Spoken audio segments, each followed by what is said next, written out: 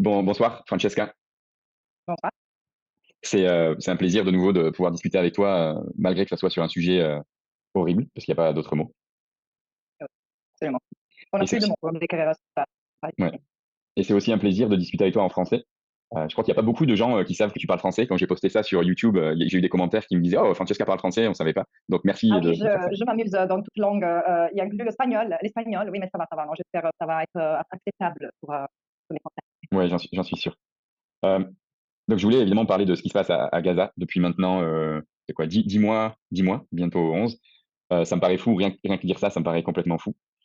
Mais j'ai l'impression qu'on est devant quelque chose qu'on n'a jamais vu, en tout cas auparavant, en tout cas notre génération, nos générations. Parce que Mhm. évidemment, il y a eu, en tout cas moi depuis que je suis né, d'autres conflits, d'autres guerres. Mais j'ai l'impression que normalement, et on le voit aussi en Ukraine et en Russie, bombarder une école, c'est pas tolérable. Personne ne tolère ça, la communauté internationale réagit, etc. Et Israël, en ce moment, en bombe en gros une par jour.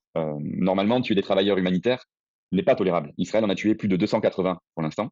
Normalement, tuer des journalistes, c'est impossible et c'est condamnable. Israël en a tué 169. Tuer des enfants non plus, c'est pas légitime, en tout cas, dans tout conflit. Israël en a tué plus de 15 000. Et je peux continuer. Tous les hôpitaux ont été attaqués et quasiment tous détruits. Pareil pour les universités. Et donc, je voulais te demander à toi aussi, est-ce qu'on a déjà vu un niveau de sauvagerie quelque part, mais surtout, parce que c'est l'impunité qui permet ça, un niveau d'impunité tel pour un pays? Mhm. Oui, je suis d'accord avec toi on n'arrive plus. On arrive, on essaye de rester lucide et rationnel, mais c'est insupportable de regarder le jour par jour cette horreur dans les yeux. Et parfois, j'ai l'impression de me retrouver dans un long cauchemar. J'ai commencé le 7 octobre avec les actes meurtriers et tueries de Hamas et des autres Palestiniens qui ont frappé le plus et j'en ai plus arrêté. Faut aussi dire, ce n'était pas une promenade de santé, la vie dans les territoires palestiniens occupés avant le 7 octobre. Mais ce qui se passe est d'une sauvagerie pour laquelle je fatigue à trouver des comparaisons dans le monde actuel. Je suis d'accord avec toi. Et ce qui est frappant, c'est qu'il s'agit d'Israël, que tout le monde considère un État démocratique. Et moi, j'ai toujours eu des critiques à cette qualification disons, sans contextualisation. Parce que je dis, comment on peut parler de démocratie si de démocratie, on parle de façon substantive, pas simplement d'un processus électoral, d'un vote. Mais même là, il y a 5 millions de Palestiniens qui sont dans la juridiction israélienne en tant que sujets, sans citoyenneté, sans vote, sans droit. Et sans cela de Gaza, la Cisjordanie et Jérusalem.